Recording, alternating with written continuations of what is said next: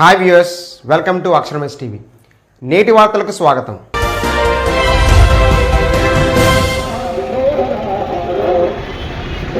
Hello కావాలి కావాలి కావాలి కావాలి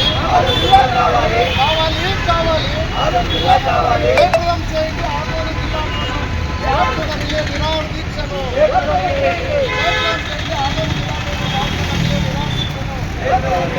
కావాలి కావాలి కావాలి కావాలి విద్యా వైద్యం కావాలంటే విద్యా వైద్యం అందాలంటే వ్యవసాయం అభివృద్ధి చెందాలంటే కావాలి కావాలి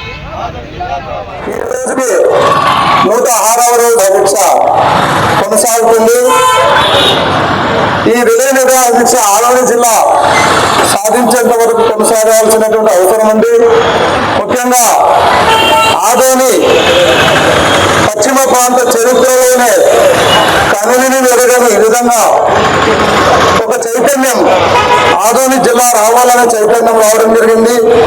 దీన్ని అడ్డుకోవాలని చెప్పి కూటమి ప్రభుత్వం, జనసేన పార్టీ, టీడీపీ పార్టీలు రెండు కలిసి జేఏసీలో కుట్ర చేసి వాళ్ళ సంబంధించినటువంటి వాళ్ళతో రకరకాల ఉద్యమాన్ని ఆపే ప్రయత్నం చేయడం జరిగింది.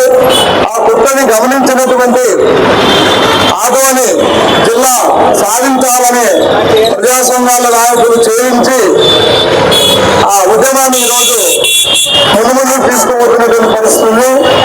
అంతేకాకుండా ఆదోని డివిజన్ వ్యాప్తంగా ఉన్నటువంటి ప్రజా సంఘాలతోనే రాజకీయ పార్టీలు మనకి ఇప్పటి వరకు స్వతంత్రం వచ్చి 75 సంవత్సరాలు గడిచిన ఆదోని పశ్చిమ ప్రాంత 5 నియోజకవర్గాలకి ఏమి చేయలేనటువంటి పరిస్థితి ఉంది.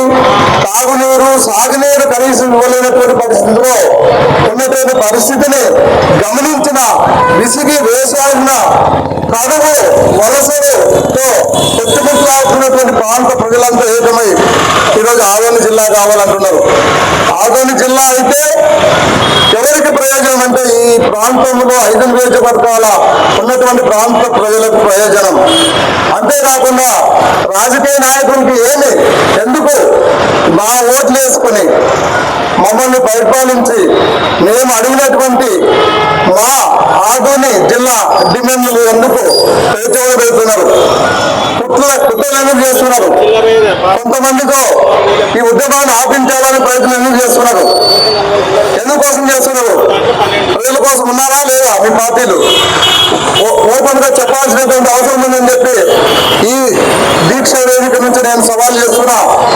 ముఖ్యంగా జనసేన పార్టీ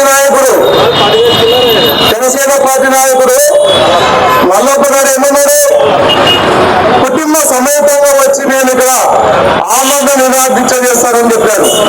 ఎక్కడున్నావా నీవు?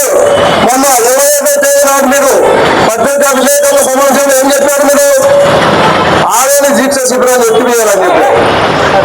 ఎందుకు ఎత్తివేయాలంటారో చెప్పు.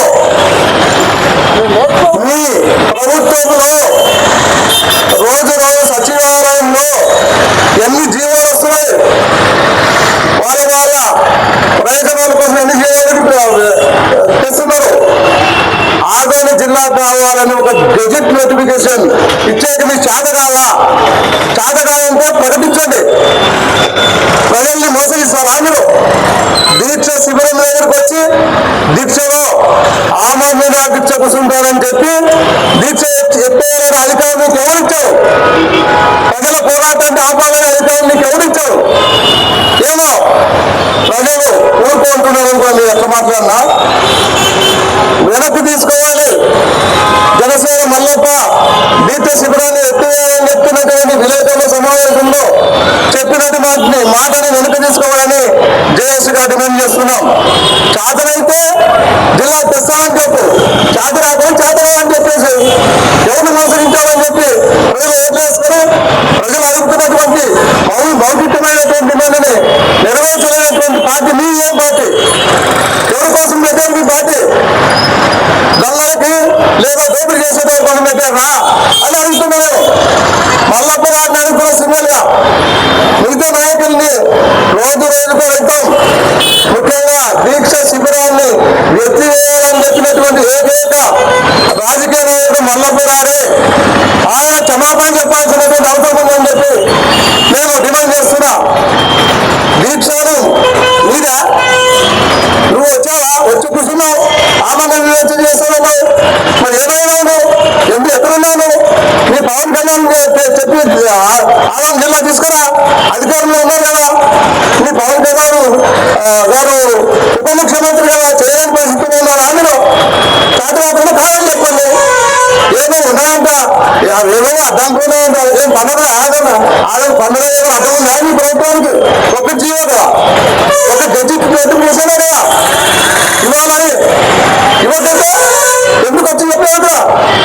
మేము మా పార్టీ పవన్ కళ్యాణ్ దృష్టి తీసుకుని మేము జిల్లా చేస్తామని చెప్పాను. లేదంటే ఆమెను నిరాకరించే కూర్చుంటామని చెప్పారు.